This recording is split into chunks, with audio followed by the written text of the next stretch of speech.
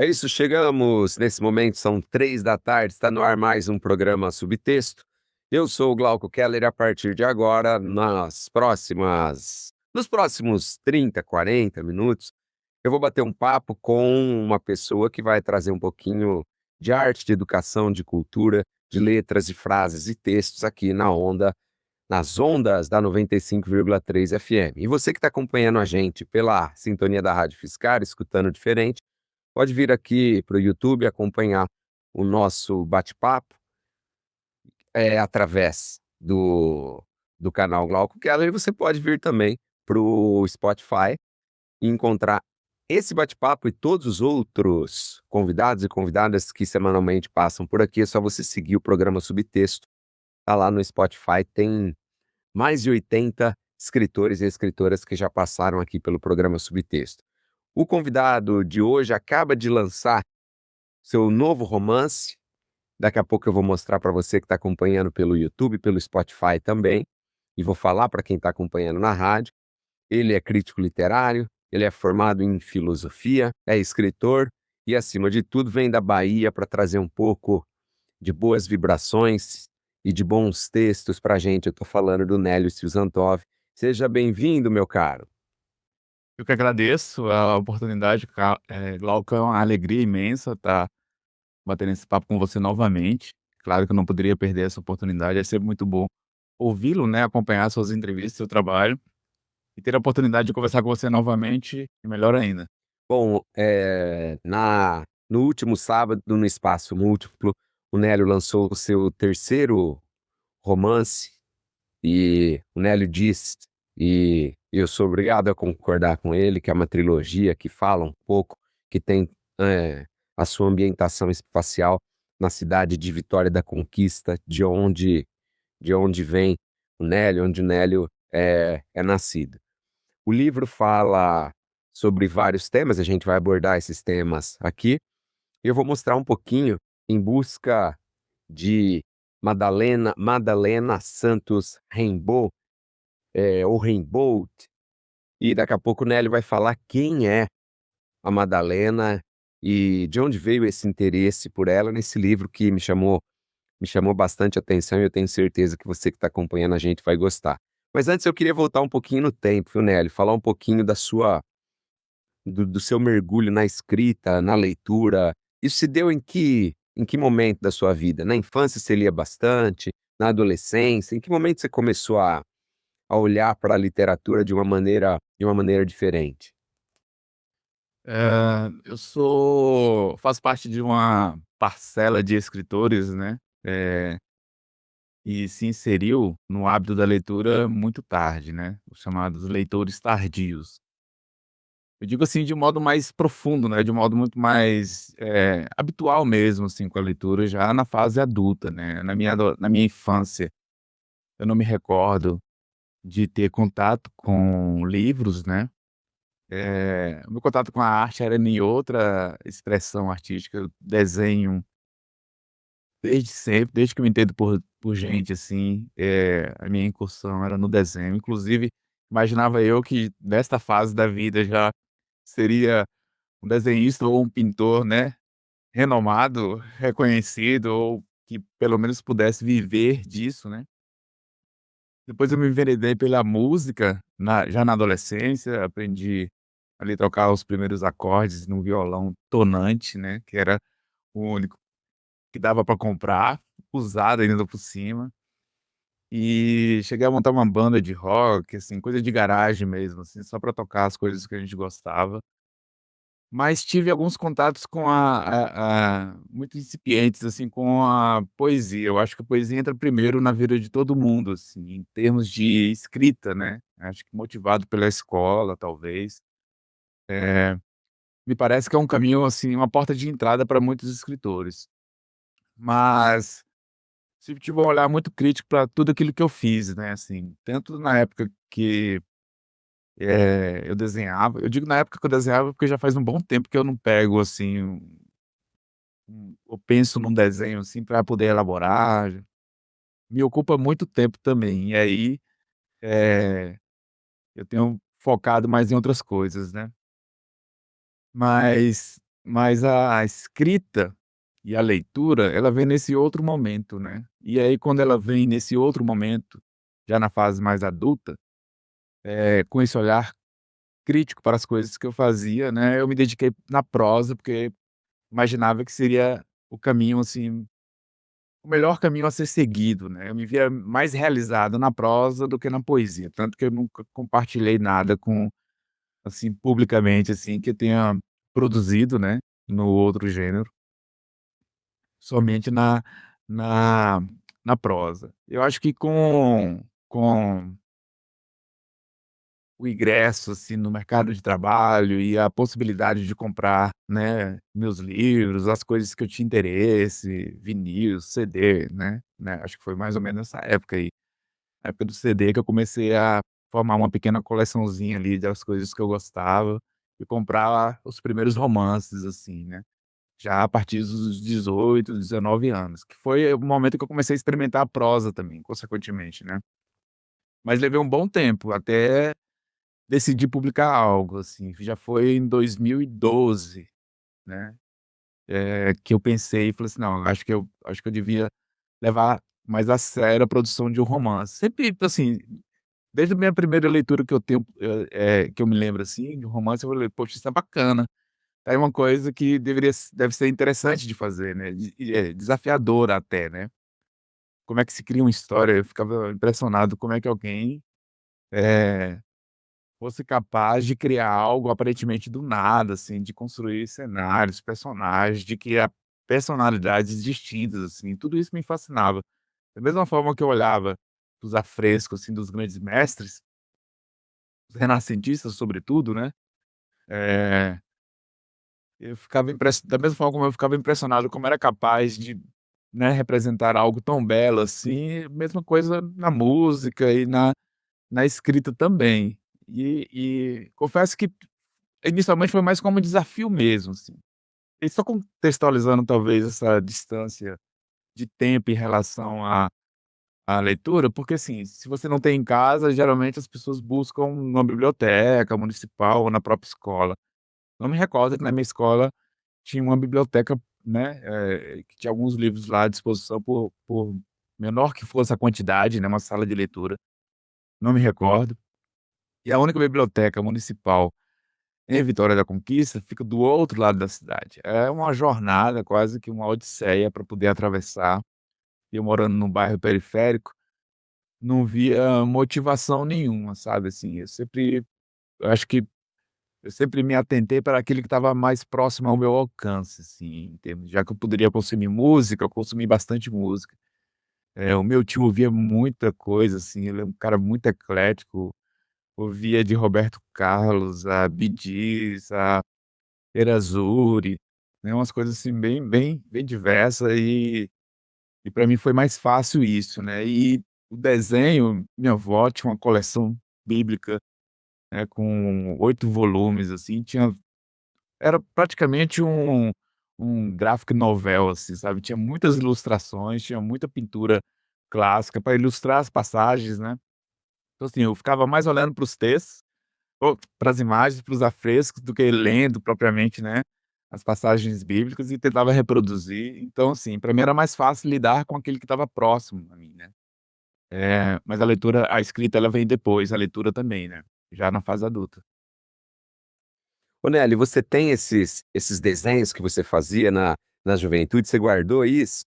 Cara, é um dos meus maiores arrependimentos da vida, é não tê-los, entendeu. Assim, muita coisa se perde com o tempo, né, se a gente não tem essa preocupação mesmo em zelar, né. Quando eu sempre fui também de dar muitas coisas, assim, sabe, assim, se algum amigo meu visse algo e se impressionasse muito, assim, eu muito de forma muito desapegada, eu dava assim, eu falava: "Ah, beleza", você tinha na cabeça que eu poderia reproduzir, né, novamente se eu quisesse, e poderia até reproduzir melhor. Mas é um ledo engano meu, porque assim, eu odeio reproduzir algo que eu demorei muito pra fazer e que deu muito trabalho, sabe. Eu lembro que foram poucas as vezes que eu repeti algum desenho que eu fiz, assim, e porque essa coisa do desafio, né, de querer sempre fazer melhor, né, assim, Comecei com coisas muito simples, obviamente, desenhando Snoopy, desenhando, o Tasmania, Homem-Aranha, e depois eu lembro que um dos desenhos, assim, mais impressionantes que eu tinha feito até então, nessa fase inicial, foi um Conan, né, que era um desenho mais sofisticado, né, cara todo bombado, cheio de armaduras e tal, assim, era uma coisa mais diferenciada, né. Depois, é claro, aí eu fui evoluindo para outras coisas. Eu nunca gostei de repetir esses desenhos, né. E hoje eu ainda sofro um pouco com a escrita também, porque eu odeio passar a limpo. Então, assim, eu tento ao máximo evitar, assim, é claro, né, que tem um trabalho de lapidação, de escrita e reescrita. Mas se eu puder fazer, por exemplo, escrever só no computador, para mim é melhor, né. Eu sei que tem muitos escritores que gostam de escrever em cadernos, e isso faz um bem danado, eu reconheço, né, para cognição, para memória, para a própria criatividade, ela flui muito mais, porque são, enfim, são anos de legados, da história humana e de desenvolvimento, né, que isso acaba reverberando na gente, né, mas eu escrevo pouco em papéis, e geralmente é frases que eu vem na cabeça, assim, eu preciso anotar, eu tô longe de casa, eu anoto no bloco de notas do celular ou no caderno mesmo, que eu alguma coisa que eu tiver. Eu sempre ando, né, com alguma coisa assim, com um bloquinho de notas para esses momentos. Hoje mesmo eu estava revendo algumas coisas aqui, achando interessante, me perguntando se eu já usei ou não, porque senão, eh, pode ser que eu venha usar futuramente. Mas um capítulo inteiro de um livro num caderno, jamais, assim, eu não faria isso não, porque, eu tenho essa dificuldade, né, assim, de recriar ou de repassar. Enfim, aí o grosso mesmo é só no computador. Mas não tenho os desenhos, é uma pena. Hoje eu tenho algumas coisas, assim, pouquíssimas coisas, assim, acho que uns 5 ou 6 que sobreviveu a às minhas últimas investidas na área do desenho, né, mas tem, pouquíssimos. Guarde pelo menos essas para você facilitar a vida do seu biógrafo futuramente. Viu, né? É, vamos ver se vai sobreviver. Esse é o programa Subtexto, eu sou o Glauco Keller e hoje eu tenho o prazer de receber, na sintonia da 95,3 da Rádio Fiscar, o escritor, crítico literário e professor Nélio Silzantov, que acaba de lançar seu terceiro romance, Em Busca de Madalena Santos Rambaud. Eu estou mostrando aqui para quem está acompanhando o programa Subtexto pelo Spotify, segue lá, programa Subtexto, ou para quem está vendo no YouTube também, é só você acompanhar essa e outras entrevistas no YouTube, sempre convidados e convidadas trazendo um pouco de arte, de educação, de cultura para você nas ondas do rádio e também através da internet. Ô Nélio, e você é um escritor que olha para o passado ao escrever ou você levanta a cabeça e você olha para aquilo que está acontecendo na realidade ou os 2? De onde saem seus textos? Ele sai muito do espanto com aquilo que eu estou vivendo, sabe, com o presente, né, todas as minhas produções, eh, dos meus 3 romances e meu livro de contos, né, que foram publicados, eles nasceram de uma inquietação do momento. Talvez o que tenha mais me perturbado, tenha sido de contos, né, porque era um momento de caos político e social, né, e isso me angustiou de tal forma que eu tive que expurgar de alguma forma, e a melhor maneira que eu encontrei para fazer isso, né, foi por meio da sátira mesmo, por meio do deboche, eh, e um pouco alinhado com esse humor baiano/nordestino, né, o escracho, né, então assim, eu não tinha intenção de fazer um texto, digamos assim, que fosse não me interessava fazer um texto que ele fosse panfletário de alguma ideia, de alguma ideologia, sabe. Pra mim era muito mais interessante mostrar a feiura das coisas do que dizer textualmente o quanto elas são feias, né, assim, de fazer algum tipo de julgamento moral sobre tudo aquilo que me angustiava. Eu falei assim: "Não, melhor mostrar para o leitor o que eu estou enxergando, a maneira como eu estou enxergando e ele que tire suas conclusões", né. Mas nasceu dessa inquietação. E o meu primeiro romance também, né, assim, eu pensava, falei assim, quando a gente você como escritor bem sabe, né, toda vez que a gente, eh, se propõe a escrever algo, a gente pensa num tema, né, fala assim: "Vou escrever sobre o quê?", né. E quando eu falei assim: "Não, tá na hora de investir seriamente no romance", esse escrever sobre o quê me perturbou muito, porque, assim, não queria escrever sobre qualquer coisa, né. Qualquer não que os outros temas sejam qualquer coisa, assim, mas os demais temas que me interessassem, eles poderiam vir junto. Só que eu queria algo que fosse mais inquietante para mim, algo mais perturbador. E para mim, eu acho que desde sempre a condição humana sempre me fascinou, né, sempre me perturbou e me fascinou. Eu lembro que um dos primeiros intelectuais que eu me interessei foi o Freud, né. Eu falei assim: "Pô, se esse cara entendeu como é que funciona, né, ou pelo menos chegou perto de como funciona a mente humana, deve ser um cara bastante interessante de estudar", né. Eu lembro que na adolescência eu li algumas coisas, mas assim, muito fragmentárias, né, nada com muita profundidade, mas era a minha primeira incursão ali. E eu acho fascinante ser humano, sobretudo porque nós somos muito contraditórios, né, nós somos muito falhos, né, eh, por que não dizer, né, nós somos muito grotescos também na maneira de ser, tanto que a gente coloca em xeque ou em dúvida se esse nome faz sentido, né, humanidade, né. Somos humanos em que sentido, né, isso sempre me perturbou. E eu falei: "Beleza, eu vou falar sobre isso então, vou falar sobre de que modo", é aí que entra a questão da cidade, né, de que modo a gente se relaciona com a cidade, porque a cidade é esse local de convívio, ou seja, o local onde, em tese, eh, exercemos a nossa humanidade, mas ela também é o local do oposto, né, onde a gente acaba promovendo a desumanização do outro e às vezes a desumanização de nós mesmos, né. Então me interessava tanto entender, né, o ser humano, quanto o ambiente que ele vive. Isso vem se arrastando, né, assim, já nesses 3 livros. Mas foi mais ou menos isso mesmo, assim, a realidade, o momento, ele me perturba. É claro que, assim, aí depois de estabelecido um tema, e aí eu vou mergulhar em questões históricas, assim. Esse último romance agora talvez tenha sido o que eu fui mais longe, assim, em termos históricos, né.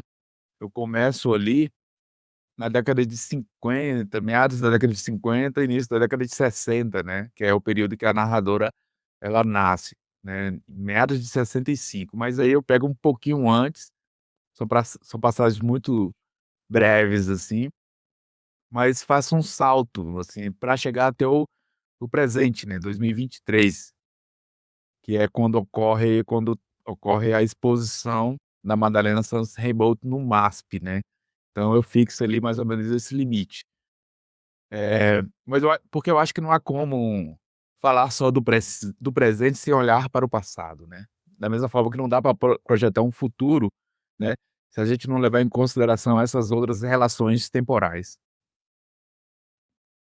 Esse é o programa Subtexto. Hoje eu recebo aqui na nossa bancada virtual o escritor, crítico literário, filósofo, professor Nélio Silzantoff, que acaba de lançar seu terceiro romance ambientado na cidade de Vitória da Conquista, Em Busca de Madalena Santos Rainbow. Você que está acompanhando a gente pelo YouTube ou pelo Spotify está vendo aqui a capa do livro, está super bonita. E eu quero aproveitar para fazer um convite especial para você que está acompanhando a gente. Você sabe, o Canto das Letras é o nosso apoiador cultural.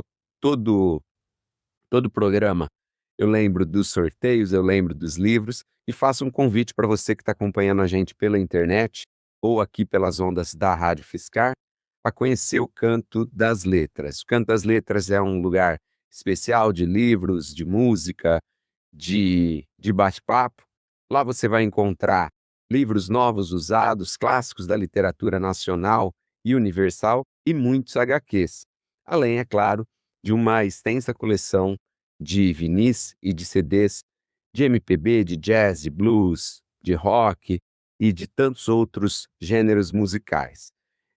Você chega ao Canto das Letras, bate um papo com o Serginho, que é o livreiro mais querido da região, toma um café enquanto ouve o seu vinil e escolhe o seu livro, o seu disco, o seu CD. Se você quiser mandar um WhatsApp para o Canto das Letras, conversar com o Serginho, perguntar sobre uma obra, O número é 16 982464964. Vou repetir, 16 982464964.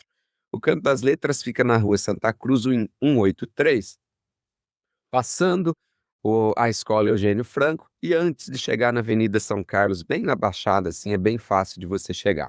E como eu sempre falo, todo mês tem sorteio de livro, num oferecimento, num apoio cultural do Canto das Letras. Já passaram por aqui Kafka, já passou Graciliano Ramos, já passou a Clarice Lispector, a Lígia Fagundes Telles e tantos outros e outras escritores e escritoras que toda semana eu falo, mas mensalmente tem sorteio. Então você fique atento nas nossas redes sociais, porque esse mês de junho tem sorteio de 2 obras muito legais. Eu não vou dar spoiler aqui de quais são, mas elas já estão separadas e você pode faturar aí 2 livros. É muito bacana fazer sorteio de livro. Tem sorteio de tanta coisa, a gente sorteia livro aqui. Vou repetir o WhatsApp do Canto das Letras: 16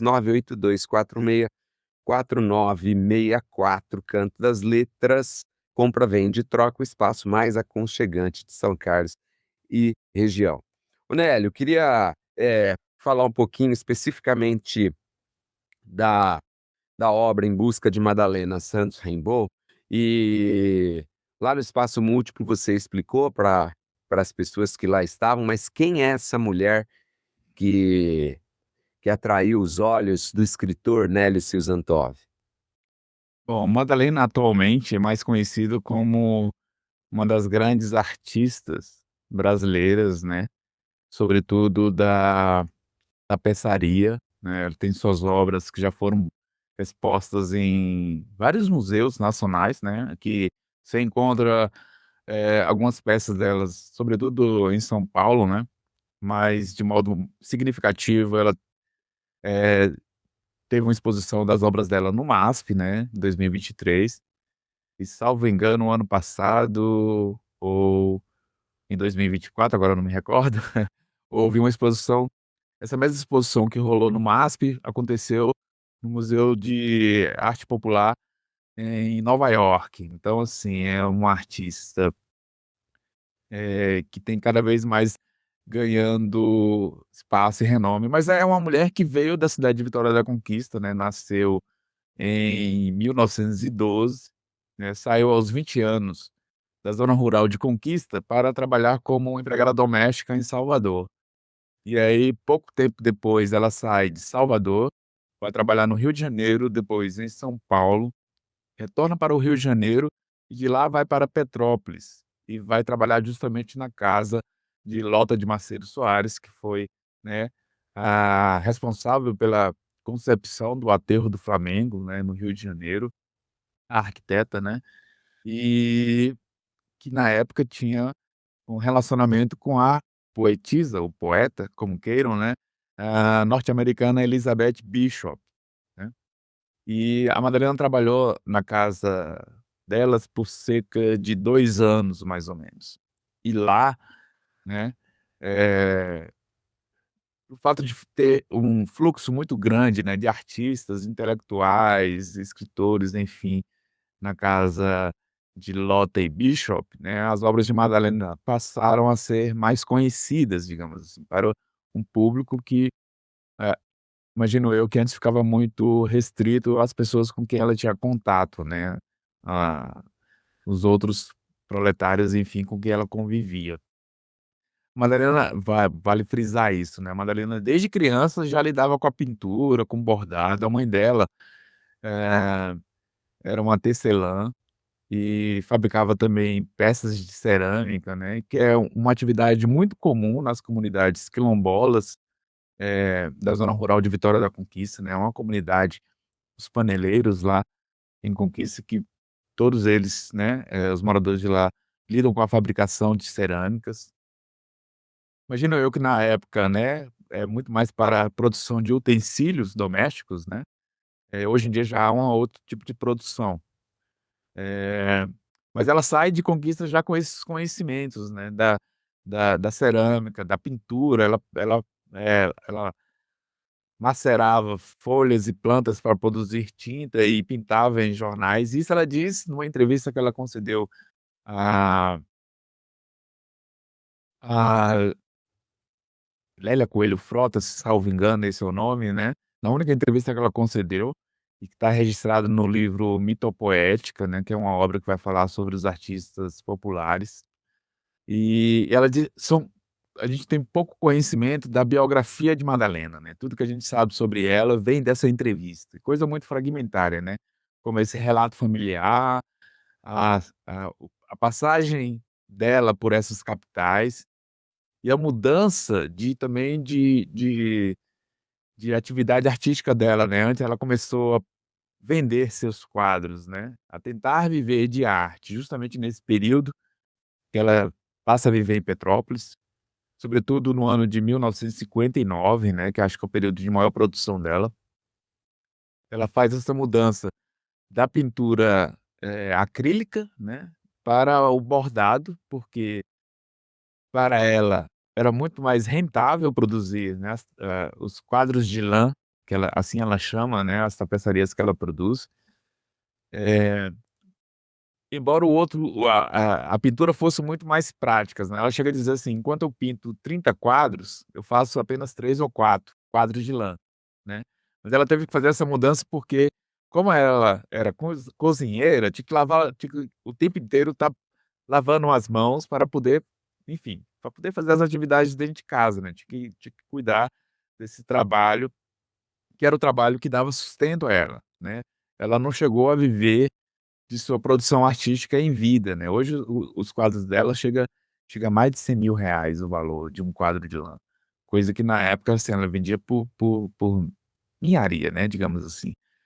Mas ela teve que fazer essa mudança, porque a mão dela começou a ter problemas, né, assim, a empolotar, descascar e tal. E aí, por recomendação, ela vai para embora produzisse menos, mas acabou também se tornando, assim, o registro artístico que a tornou mais conhecida, né, e que até elevou a sua classificação como artista popular para uma artista que está ali no mesmo patamar ali dos grandes, né, de Portinari, enfim, de Tarsila do Amaral. É um reconhecimento que vem ganhando cada vez mais consistência, né. Ela morreu, só para finalizar aqui a biografia dela, né, em 1976. Não se sabe ainda, qual foi a causa do seu falecimento, mas aos 60 e poucos anos de idade, né. E infelizmente só foi reconhecida mais tarde.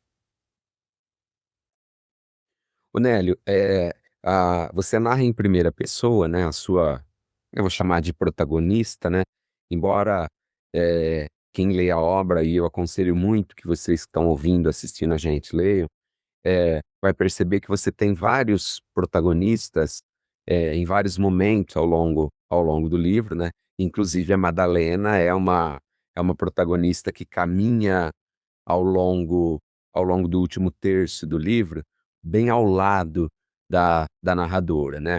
E há várias temáticas que você aborda ao longo do livro, né. Como a gente comentou lá no Espaço Múltiplo, há um momento em que o período da ditadura, as violências, as torturas da ditadura aparecem, há o êxodo rural, destacado, inclusive de maneira muito clara, né, e didática quando você fala, a sua protagonista chega ao MASP, se depara com retirantes do Portinari, né. Há questões que envolvem, aspectos familiares, há questões que envolvem o apagamento da figura da Madalena, lembranças, e depois que a gente conversou no sábado, eu pensei na figura do fio, né, e comparei um pouco o seu livro com o Vidas Secas do João Cabral, perdão, o Morte e Vida Severina do João Cabral de Melo Neto, o poema, que vem traçando a história do personagem Severino a partir de um terço, a partir de um rosário, né, que é o rio pelo qual ele segue até chegar não é exatamente ao sudeste, né, como a sua protagonista, mas enfim. E eu queria que você falasse um pouquinho da figura da figura do novelo, da metáfora daquilo que está escondido atrás do quadro, que não se vê, o nó atrás do quadro, sob a perspectiva do olhar da sua protagonista. Olha, essa é uma excelente pergunta, né, confesso que, eh, essa questão foi a que meio que norteou, assim, a construção desse romance, né. Quando a gente olha para uma tapeçaria, uma simples peça, né, um tapete, por mais simples que seja o seu padrão ali, a sua estamparia, eh eh eh, ele é construído a partir de um emaranhado de fios, né. A tecelagem ela se dá justamente dessa junção entre fios horizontais e fios verticais, e aí a maneira como você dispõe essas peças e as cores, você vai construindo ali um padrão geométrico ou qualquer tipo de figura, né. O bordado é a mesma coisa, você vai por meio desse amálgama que você faz com esses fios, né, você consegue extrair dali alguma imagem que, se a gente olha para o todo, imagina que é uma coisa só, né, mas existe essa relação de individualidade, digamos assim, de cada fio. E para a construção desse romance, eu pensei nisso mesmo, sabe, de pegar histórias de vidas, né, havia um subtítulo para esse livro que era A Cidade dos Invisíveis ou, dos Esquecidos, uma coisa assim. Que era justamente para falar dessas pessoas que são invisibilizadas, né.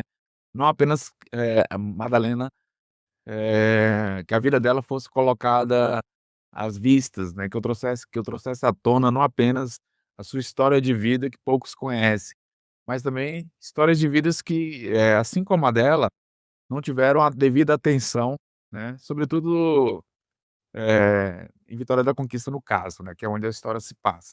Mas esse tipo de apagamento, essa invisibilidade, ela ocorre, infelizmente, em várias partes, né, e acho que em todo canto do mundo ocorre esse tipo de violência contra a existência das pessoas, né, porque é uma violência. Há uma frase no livro que diz mais ou menos isso, né, os mortos continuam vivos enquanto eles forem lembrados, né. No momento em que a gente para de falar sobre as pessoas, no momento em que a gente deixa de prestar homenagens a ela, essa pessoa se vai por completo, né. No livro A Finitude das Coisas eu falo sobre isso também, né, que apesar da existência física, ela não estar mais em sua plenitude em nosso meio, né, ou as próprias relações, né, afetivas, apesar delas não se constituírem, né, como tal, o fato da gente lembrar delas, nomeá-las, né, prestar alguma homenagem de alguma forma, a gente acaba dando a essas questões uma sobrevida, né. Então, para falar de Madalena, eu tinha que falar sobre outras pessoas também que são invisibilizadas, porque eu não queria fazer uma biografia sobre ela.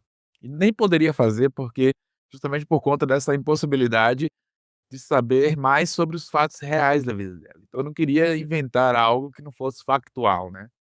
Dizer que, sei lá, que ela tinha um cachorro de estimação ou sei lá, qualquer outra coisa, apenas para brilhantar a história, para fazer, sei lá, o público se emocionar, o leitor.